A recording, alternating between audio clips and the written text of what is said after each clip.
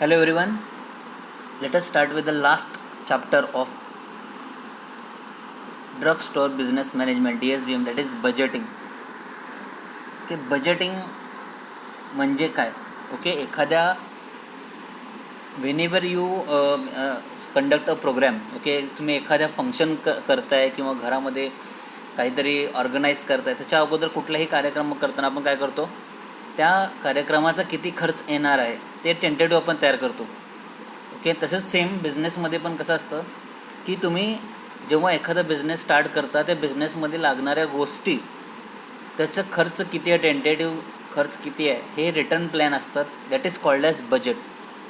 So budget is defined as it is a return plan covering all the projected activities of the firm at a definite period of time.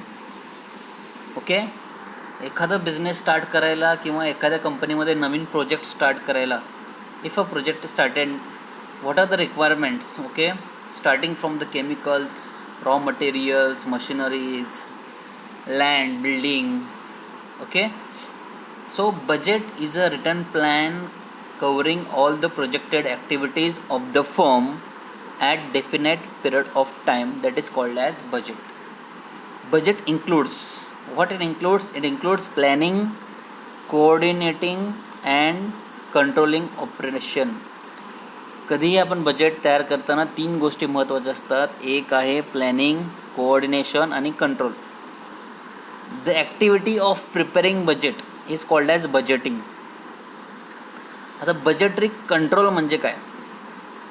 Budgetary control म्हणजे काय? तुम्ही जे काय budget करणार आहात, तयार करणार आहात, त्याचं कॉन्स्टंट चेकिंग आणि इव्हॅल्युएशन करणार आहोत.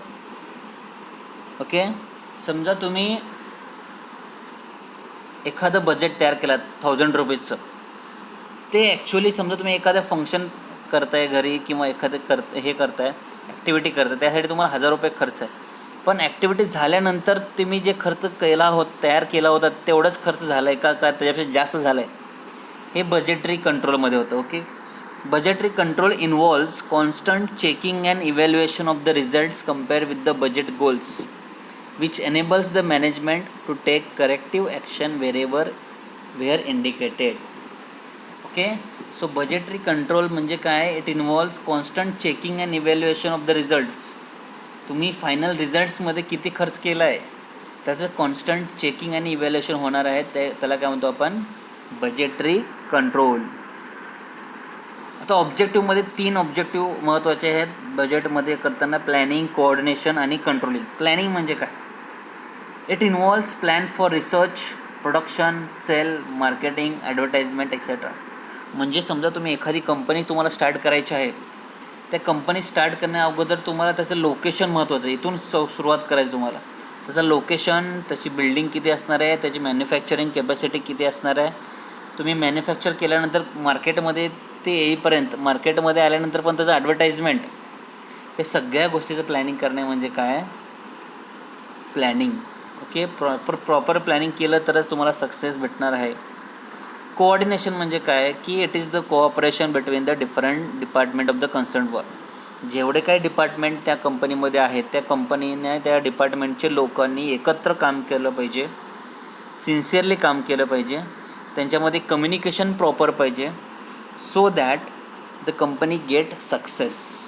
Okay, coordination is the process of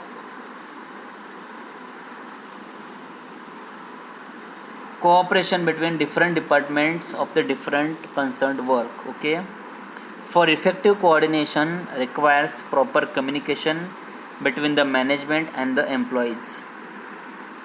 Last is controlling. Controlling म्हणजे काय? की आता टेक द एक्झाम्पल, तुम्ही ग्रॅन्युल्स प्रिपेअर केला होता मागच्या वर्षी. ओके, ग्रॅन्युल्स प्रिपेअर करताना तुमच्या ह्याच्यामध्ये आपण समजा काहीतरी वॉटर जास्त पडलं तर आपण काय करतो त्याला, तर त्याचे प्रॉब्लेम का? तर टॅबलेटचे डिफेक्ट्स होतात, कॅपिंग, चिपिंग, ल्युब्रिकंट्स कमी पडले. तर प्रत्येक स्टेपमध्ये तुम्ही समजा क्रीम तयार करताय, क्रीम टाकताना समजा ऑइल जास्त झालं, टेम्परेचर जास्त झालं, तर क्रीम फुटण्याचे चान्सेस, ब्रेक व्हायचे चान्सेस जास्त असतात. तर प्रत्येक स्टेप कंट्रोल केलं पाहिजे. That is called as controlling. Advantage काय बजेट प्रिपेअर करायचं? की कोऑर्डिनेशन जमणार आहे तुम्हाला. It brings the coordination between the different departments of the firm, efficiency in the working of business, it utilises the capital in most profitable way.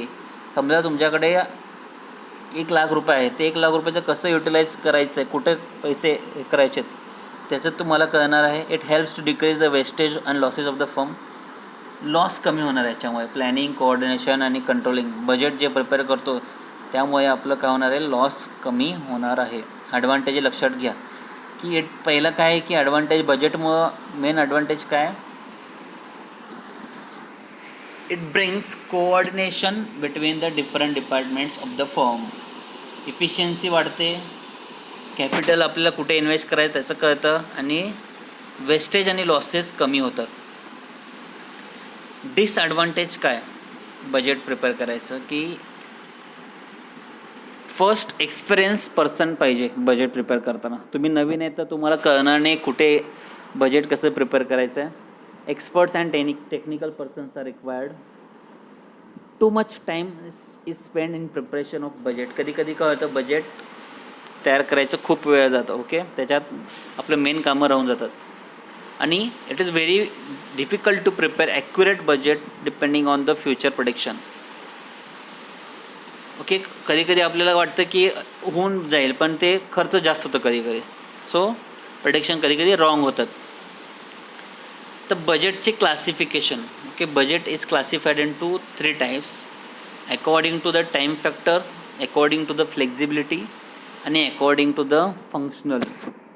According to the time factor 3 टाईपचे budget आहेत, long term budget, short term budget आणि current budget. According to the flexibility 2 टाईपचे आहेत, एक fixed budget आणि flexible budget. आणि according to the functional 8 टाईपचे budget आहेत, sales budget, cells and distribution budget, purchase budget, labour budget, production budget, cash budget, capital budget आणि master budget. Okay, we will see one by one. First come to the according to the time factor.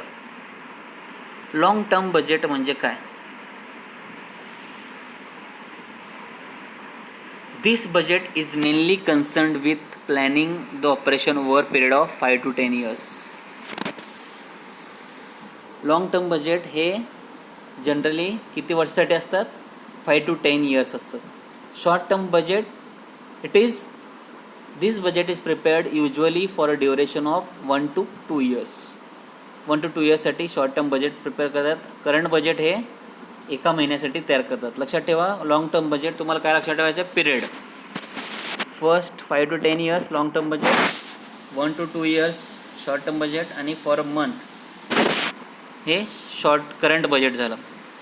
ठीक आहे.